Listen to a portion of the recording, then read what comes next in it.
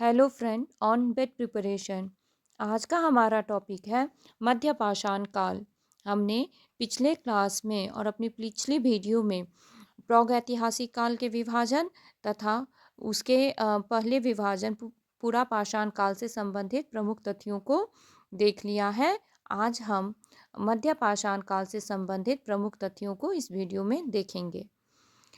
मध्य पाषाण काल Mesolithic as. जिस काल में हमें पर्यावरणीय बदलाव मिलते हैं उसे मेसोलिथ यानी मध्य पाषाण युग कहते हैं। एनसीईआरटी के बुक के अनुसार इसका समय लगभग 12,000 साल पहले से लेकर 10,000 साल पहले तक का माना गया है। इस काल के में पाषाण के औजार आमतौर पर बहुत छोटे होते थे। इन्हें माइक्रोलीथ यानी लघु पाषाण कहा जाता है। प्रायः इन औजारों में हड्डियों या लकड़ियों के मुट्ठे लगे हंसिया और आरी जैसे औजार मिलते थे। साथ साथ पूरा पाषाण युग वाले औजार भी इस दौरान बनाए जाते रहे हैं। इसलिए मेसोलिथिक पीरियड को संक्रमण का काल भी कहा जाता है। अर्थात मध्य पाषाण काल में पूरा पाषाण काल तथा नव पाषाण काल दोनों की ही विशेषताएं पाई जाती हैं, जिस वजह से मध्य पाषाण काल को संक्रमण का काल यानी ट्रांजिशनल पीरियड कहा जाता है। भारत में मध्य पाषाण काल हैलोशीन युग के साथ शुरू हुआ। सूक्ष्म पाषाण उपकरण का संबंध मध्य पाषाण काल से है। प्लेस्टोसीन युग की समाप्ति और हैलोसीन युग की शुरुआत होने के कारण इस काल में अनेक पर्यावरण संबंधी घटनाएं हुई। भारत में मध्य पाषाण उपकरणों की खोज सर्वप्रथम CL कार्लाइल ने 1867 ईस्वी में उत्तर प्रदेश के मिर्जापुर के मोरहना पहाड़, जो विंध्याचल क्षेत्र में पाया जाता है, से की थी। मध्य पाषाणकालीन औजारों का निर्माण चैल्सेडोनी, क्वार्टजाइट, चर्ड, जेस्पर व आगेट जैसे पत्थरों से होता था। इन सूक्ष्म उपकरणों में अर्धचंद्राकार, त्रिभुजाकार, समानांतर त्रिभुजाकार आकार के ब्यूरिन, स्क्रैपर आदि पाए जाते थे। माइक्रोलीथ का प्रयोग भालाग्र, तिलाग्र, छुरी, चाकू, हंसिया बनाने में होता था। भालाग्र का अर्थ होता है भाला का ऊपरी हिस्सा। प्रक्षेपास्त्र तकनीक यानी तीर कमान का विकास इस काल की महान तकनीकी क्रांति के रूप में जानी जाती है। माइक्रोलीथ की लंबाई 1 सेंटीमीटर से 5 सेंटीमीटर तक होती थी।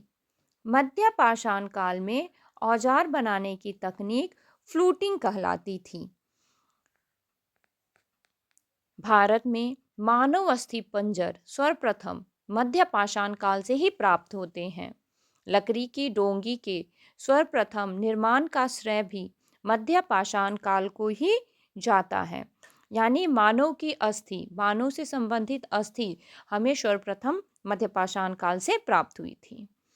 मध्य पाषाण काल के महत्वपूर्ण स्थल राजस्थान। राजस्थान का बागोर, जो भीलवाड़ा क्षेत्र के अंतर्गत आता है, यह मध्य पाषाण काल का अत्यंत ही महत्वपूर्ण स्थल है। बाड़मेर का तिलवारा।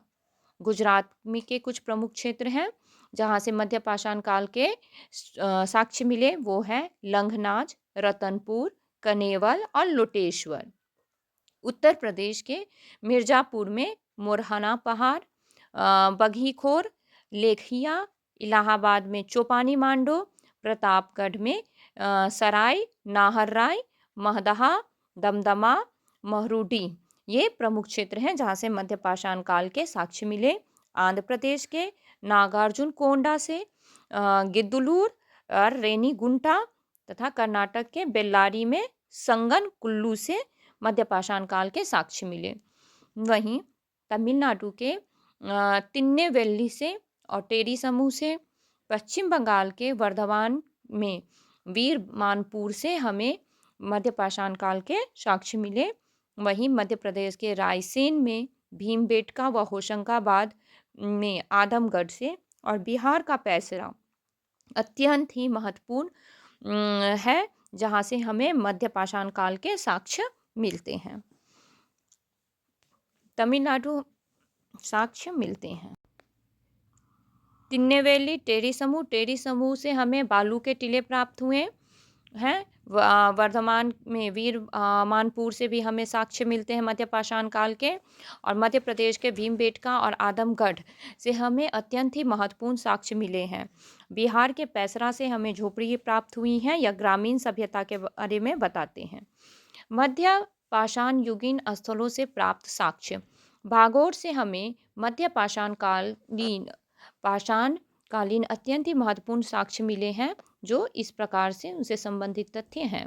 यहाँ 1968 से 1970 ईस्वी तक वीएन मिश्र ने उत्खनन कार्य करवाया। बागोर बनास की सहायक कोठारी नदी के किनारे स्थित है। यहाँ से हमें पशुपालन के प्राचीनतम साक्ष्य मिलते हैं। राजस्थान के बागोर और मध्य प्रदेश के आदमगढ़ से पशुपालन के सबसे प्राचीनतम साक्ष्य प्राप्त हुए, जो लगभग 600 ईस्वी पूर्व के हैं। राजस्थान का बागोर और मध्य प्रदेश का आदमगढ़ अत्यंत ही महत्वपूर्ण स्थल है, जहाँ से मध्य पाषाण काल के साक्ष्य प्राप्त होते हैं। बागोर को महासतियों का टीला भी कहते हैं। पाषाण उपकरण के साथ साथ बागोर से मानव कंकाल भी मिला हुआ है। एक मानव कंकाल के गले में पत्थर व हड्डी निर्मित 36 गुड़ियों की माला मिली है, जो हमें उस समय के आभूषण से संबंधित तथ्यों के बारे में बताते हैं। बागोर भीलवाड़ा राजस्थान का जो क्षेत्र है, यह भारत का सबसे विस्तृत मध्य पाषाणकालीन स्थल है। वीएन मिश्र को यहाँ से लौह काल के उपकरण भी मिले हुए हैं, जो यह बताते हैं कि मध्य पाषाण काल में के लोग लोहे से परिचित थे। यहाँ से हमें 5 ताम्र उपकरणों में एक भाला, 3 वान तथा एक तकवानुमा छर प्राप्त हुआ है, जो यह बताते हैं कि मध्य पाषाण काल के मनुष्य न केवल लोहे से बल्कि तांबे से भी परिचित थे। यहाँ से पालतू व जंगली जानवरों की अस्थियां भी मिली हैं। लोमड़ी, चूहे, कछुए, मेढक, सूअर, काला हिरन आदि के साक्ष्य मिले हैं। भारतीय उपमहाद्वीप में मध्य पाषाणिक स्थलों में सबसे अधिक सांगोपांग अन्वेषण इसी स्थल पर किया गया है। वीएन मिश्र के अनुसार भारत के किसी दूसरे स्थल से इतनी बड़ी संख्या में लघु पाषाण उपकरण प्राप्त नहीं हुए जितना कि बागोर से प्राप्त हुआ है। बागोर में मध्य पाषाण कालीन मानव का जीवन शिकार व पशुपालन पर आधारित था, जो यह दर्शाता है कि यह यहाँ की संस्कृति एक ग्रामीण संस्कृति थी। उत्तर प्रदेश के सराय नाहरराय, महदहा व दमदमा प्रमुख मध्य पाषाणकालीन स्थल हैं।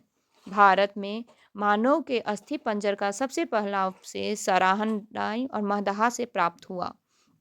यहाँ की कब्रों से अंत्येष्टि संस्कार विधि, मृतक संस्कार विधि की जानकारी मिलती है।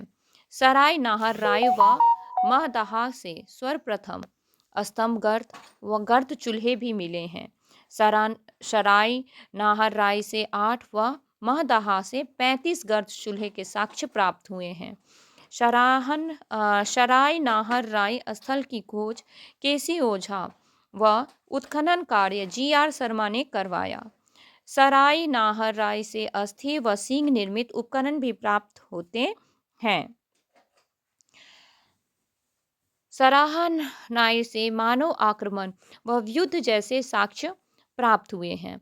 यहाँ तीर तर्कस से लैस व्यक्ति का साक्ष्य प्राप्त हुआ है। सराय नाहरराय से 2 पुरुषों व 2 स्त्रियों के एक साथ दफनाए जाने के साक्ष्य मिलते हैं, जो उस समय के प्रचलित सती प्रथा की ओर इशारा करते हैं।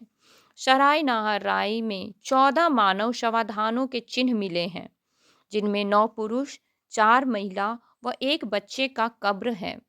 महदहा में सर्वप्रथम बूचर खाना वध स्थल के साक्ष्य मिलते हैं। महदहा से गोखुर झील के किनारे स्थित है। इस प्रकार से हमें मानव समाधान के साक्ष्य प्राप्त हुए हैं। महदहा से अनाज पीसने के सिलबट्टे, भारी चक्की के साक्ष्य भी मिले हैं। महदहा से कुंडल व माला पहने कंकाल के साक्ष्य मिले हैं, जो हड्डी या सिंग से निर्मित थे। यहाँ से प्राप्त 28 कब्रों में 30 व्यक्तियों को दफनाया गया है। यहाँ से स्त्री पुरुष की युगल समाधि भी मिली है जो सती प्रथा के बारे में जानकारी देती हैं। दमदमा में हाथी दांत की लटकन प्राप्त हुई है। सराहनाहार और महदहा उत्तर प्रदेश में स्थित है और यह अत्यंत ही महत्वपूर्ण मध्यपाषाण कालीन स्थल है। दमदमा से सर्वाधिक शवाधान 41 मानव शवाधान मिले हैं। दमदमा से अस्थि व सिंह निर्मित उपकरण भी प्राप्त होते हैं। इसके अलावा अंगीठी और आग से पके हुए फर्श, जले हुए जंगली अनाजों के साक्ष्य भी हमें दमदमा से मिलते हैं। भीमबेटका मध्य प्रदेश से मध्यपाषाण कालीन शैल चित्र मिले हैं। भीमबेटका के अलावा मध्य प्रदेश के जवारा, खखरा और कथोटिया से भी मध्यपाषाण कालीन शैल चित्र मिलते हैं। जौहरी गुफा में पृथ्वी, आकाश और अग्नि संबंधित धारणा के चित्र बने हैं। आदमगढ़ मध्य प्रदेश, प्रतापगढ़, मिर्जापुर से भी गुहा चित्र मिले हैं। गुजरात के लंघनाच से भारत के मध्य पाषाण काल के सूक्ष्म पाषाणिक उपकरणों के सर्वोत्तम नमूने मिले हैं। लंघनाच से गैंडे की हड्डी के साक्ष्य मिलते हैं। लोटेश्वर गुजरात से लगी 4000 ईसा पूर्व के पशुपालन के साक्ष्य मिले हैं। लोटेश्वर भी ग्रामीण सभ्यता थी। प्राचीन झोपड़ियों के साक्ष्य पैसरा व चौपानी मांडो से प्राप्त हुए हैं। चौपानी मांडो की झोपड़ियाँ मधुमक्खियों के छत्ते के समान हैं। तमिलनाडु स्थित स्थल टेरी समूह से मध्य पाषाण कालीन बालू के टीले मिले हैं। टेरी समूह तमिलनाडु का अत्यंत ही महत्वपूर्ण स्थल है जहाँ से बालू के टीले प्राप्त हुए हैं।